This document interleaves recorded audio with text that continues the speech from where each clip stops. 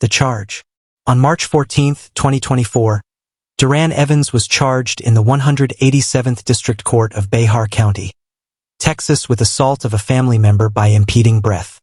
The allegation was classified as a third-degree felony under Section 22.01b(2) of the Texas Penal Code. This statute covers assault offenses involving the obstruction of a person's normal breathing or circulation, such as applying pressure to the throat or neck or blocking the nose or mouth of a family or household member. The case ultimately proceeded to a jury trial before Judge Stephanie Boyd. Then, on December 4, 2025, just before proceedings continued, defense counsel raised a significant evidentiary issue with the court. Yes, what's the discovery issue? There's a video, the first statement made by the complaining witness when she comes to the police office is recorded, and that was tendered in discovery. I was under the impression that it was one of the officers who made a report. All the officers I have in the police reports, I'm thinking it's one of them. We've subpoenaed them. We can talk to them about it. This morning, I asked for the officers that I thought it was, Ms. Caballero. Officer Caballero. Asked her, because she wrote the statement that she's the one that met me. So I said, here, will you have her review this 1 minute, 30-second body cam just so we can... So what's the issue? Issue is, she says, well, that's not me. I think it's these two other guys who were mentioned nowhere in the reports. And in the video, she starts making a statement about what happened to those officers, and then it cuts off. So I don't know who those officers are. I don't know what that statement was. There's no way I can properly impeach her. Well, the statement is not going to come in until we have a hearing on it. Well, my issue is that they've got officers they want to bring who heard a second version, a third version, a fourth version. They're saying that's not us that heard that first version that you saw on video that got caught. And they can't talk about that. But how can they even talk about what she told them? Because I'm not able to impeach any of these witnesses if I don't have all of their statements that the state has. And I don't have the same knowledge that the police department has. Because they took these statements. That first statement might have tons of impeachment in it that I can use against Sinani, that I can use against... So why is everybody waiting till the last minute to talk about a first statement?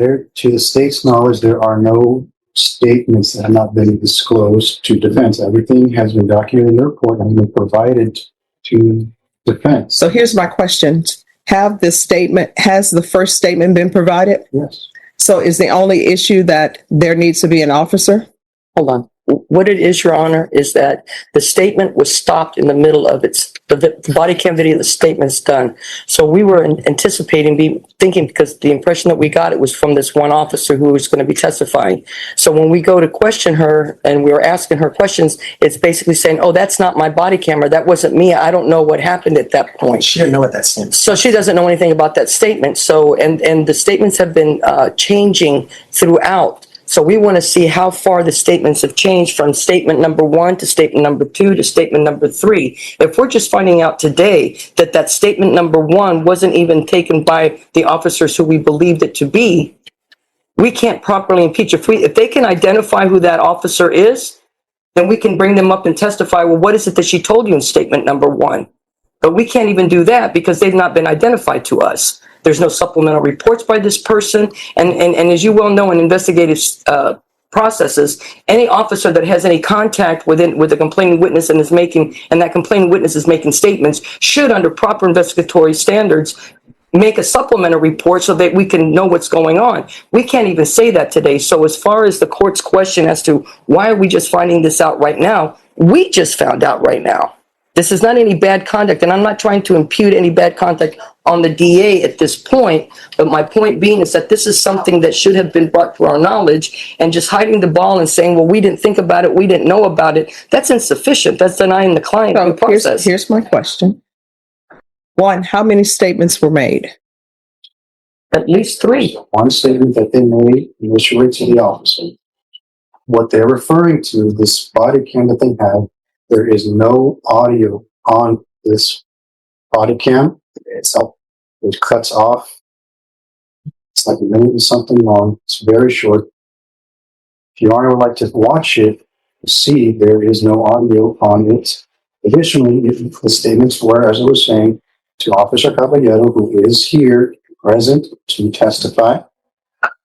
If there's follow-up done, by the assigned detective. That was good. So this is my question, and I want everybody to answer the questions that are being asked. First, is this a statement involving the complainant? Yes. All right. So how many statements is the complainant having is attributed to the complainant? Okay, are we referring to different times when a statement was made? Just a total. Did this all happen in one sequence? Of course it not. All right. So here's the thing. I need one person at a time. And this is what I want to remind everybody. I cannot make a proper ruling if everybody wants to converse over each other. This is the information I need, and this is the information I want. And then you can all do your arguments afterwards. So the first statement, and I'll just call it first statement, and that was by the complainant. Who is the officer who took the first statement? All right, I'm gonna have y'all step back. Y'all discuss whatever y'all want to discuss, then you come back. But the jury is coming in like 5 minutes. And if y'all have not finished discussing it, then that means that you all don't want me to make a ruling on anything. I want you to make it. So we'll get it. The discovery dispute. The defense brought forward what is known as a discovery concern involving body camera footage. The footage captured the beginning of a statement made by the complainant to a police officer. However, the identity of the officer wearing that body camera was unclear. In criminal law, discovery refers to the process where both sides exchange evidence before trial. This process is essential to due process because it ensures that the defense has access to evidence in the state's possession. Under Article 39.14 of the Texas Code of Criminal Procedure, prosecutors must provide defendants with written or recorded statements made by law enforcement officers. The defense suspected that an unidentified officer may have taken a statement from the complainant, possibly preparing a report or documentation that was never disclosed. This mattered greatly because the defense's strategy centered on showing that the complainant's version of events changed over time. Identifying the officer was crucial to determining what questions were asked, whether the statement was complete, whether it was interrupted, and whether additional notes or recordings existed. The body camera video cut off before most of the statement was recorded, raising concerns about missing context or undisclosed evidence. Yes. All right. That's the first statement. First time she tries to make a statement about this incident. All right. And then the second statement? Is when she goes to the police station and meets with Officer Caballero. No, that's not correct. The second statement was made at the station to some mysterious police officer who had the body camera. And the body camera, as she starts to talk, it goes off. Now, the questions that we have is, what did she tell that officer, and why? And if we had that officer, to ask the officer, why did you feel the need to turn off your body camera? Is there a statement? So what is in their discovery, the video that they have is assigned to an Officer Kennedy. Reading on his supplement that they disagree, to me, it appears he is their life or police department's version of like a UED. It's the person that essentially took the photographs, attached them to their, that's what his supplement looks like it reads. I mean, yes, it looks like when he was taking photographs, statements were given to him, but essentially his purpose of coming to the station was for that. And there may have been statements given to him while he's taking photographs. Is the only body cam exists that is this one that they have, where as soon as potentially audio comes about, it cuts. And the point that we're making with that particular statement, Your Honor, is that through their own witness and evidence we got so far from discovery, is that there was another officer there, and the Officer Kennedy saying that wasn't my body camera. That mysterious person. We thought it was going to be Officer Kennedy. He's the only other person. Officer Caballero, when I asked her, well, why don't you take a look at this video before Kennedy gets here? She says that's not Kennedy. Let me ask you this. Are these officers here? Yes. Officer Caballero and Detective Jimenez are here. Kennedy. Bring them down. And they will come down and you all talk to them. All right. Thank you. Officer Kennedy, though, is not here, and that's the person that we wanted to talk to and find out who the other officer was. All right. So both the defense and the state are going to speak with you briefly in the back.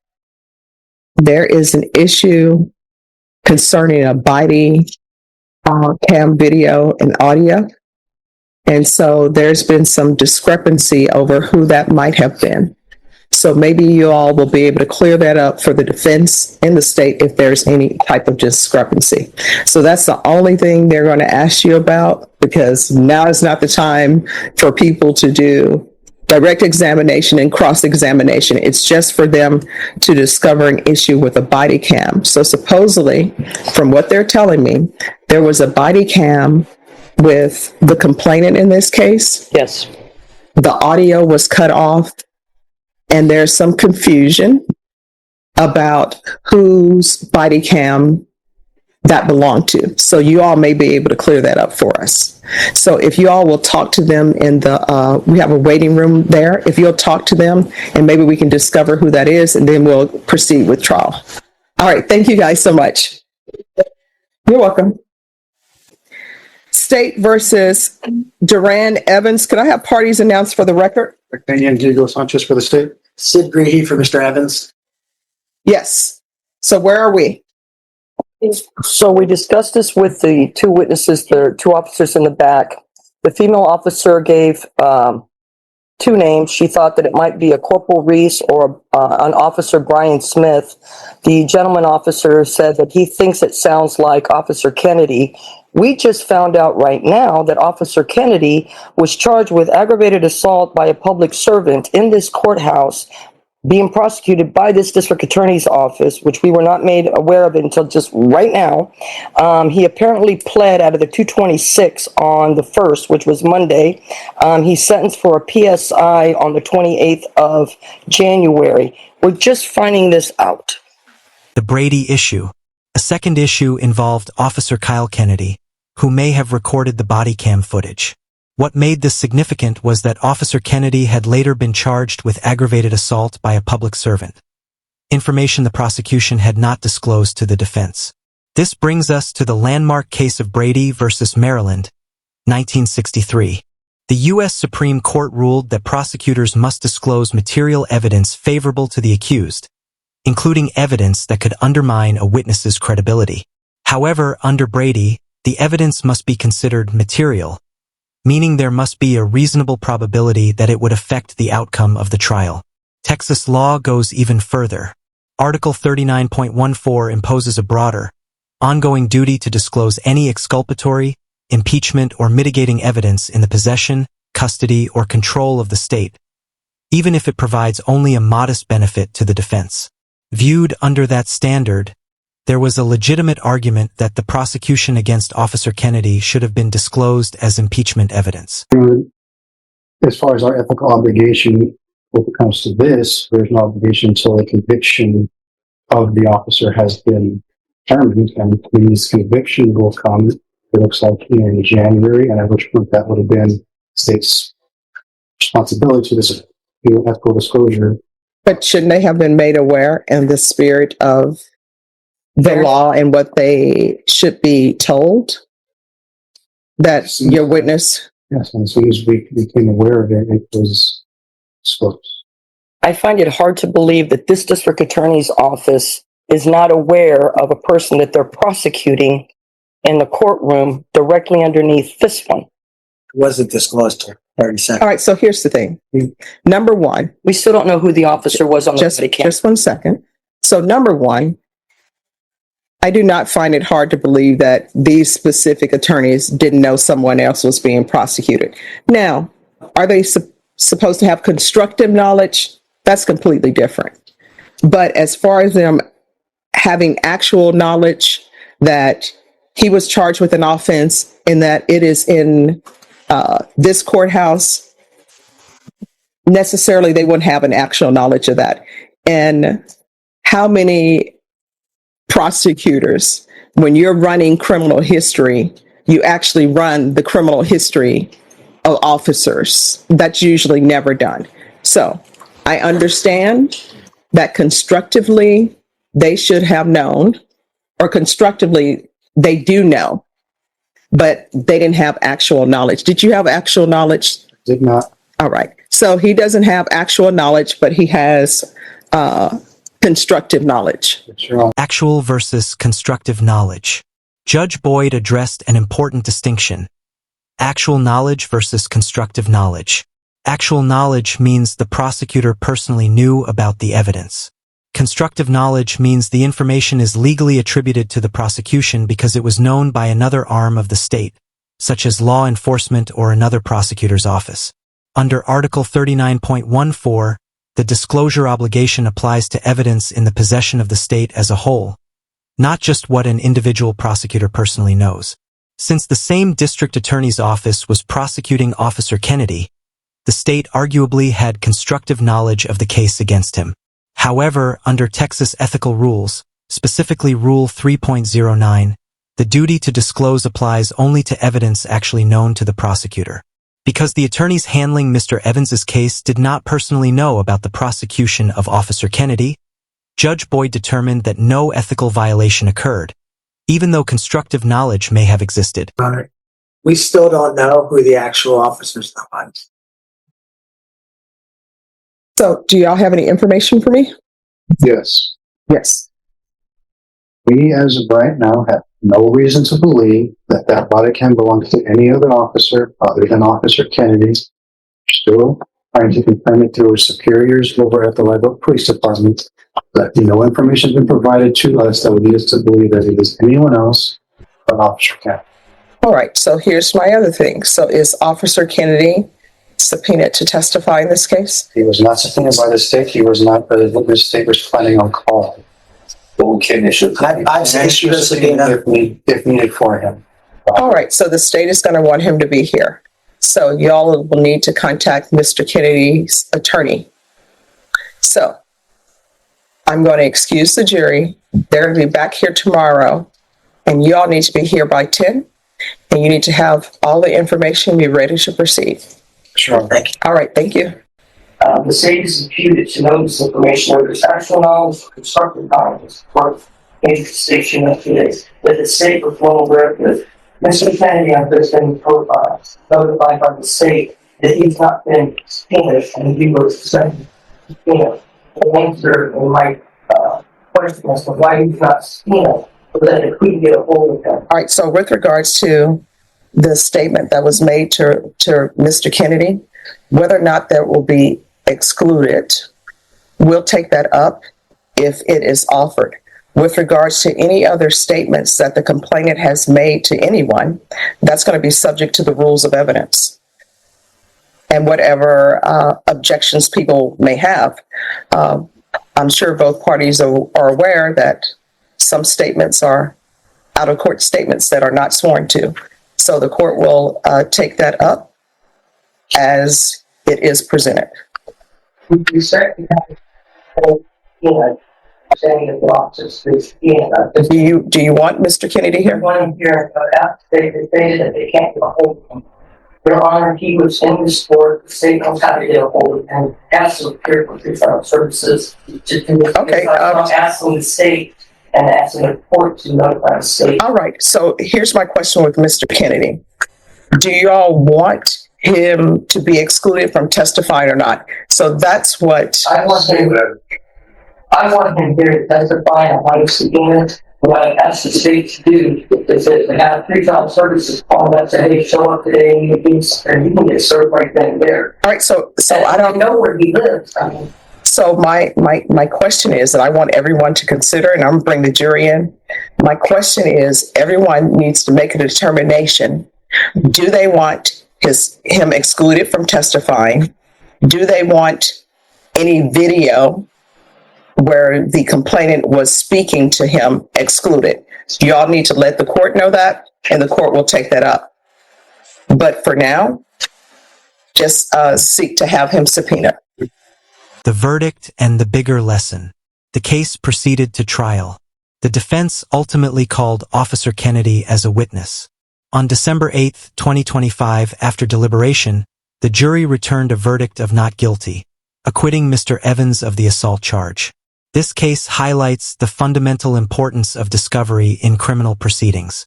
Discovery ensures that legal strategies can be properly developed, witness credibility can be tested, trials are decided on evidence, not surprise.